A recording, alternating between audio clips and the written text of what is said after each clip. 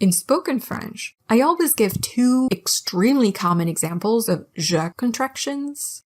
Je ne sais pas and je ne suis pas. I do not know and I am not. First, je ne sais pas, I do not know, becomes je sais pas, I don't know. And then you can take it a step further by dropping the I.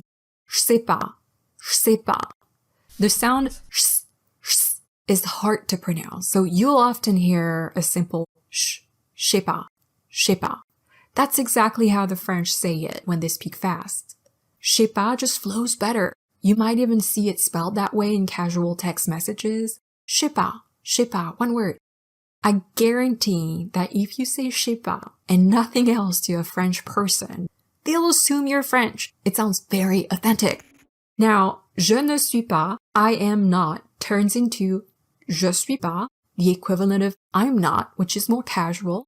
And then same thing as je sais pas, except je suis pas, which can also be pronounced as suis pas. Just two sounds, just two syllables instead of the original four in je ne suis pas. It's amazing. That's really the art of trimming French syllables right there. Of course, je ne sais pas and je ne suis pas can be used without the negative expression ne pas, that is, je sais and je suis, sais pas, suis pas, or just sais, I know, or suis, I'm in English.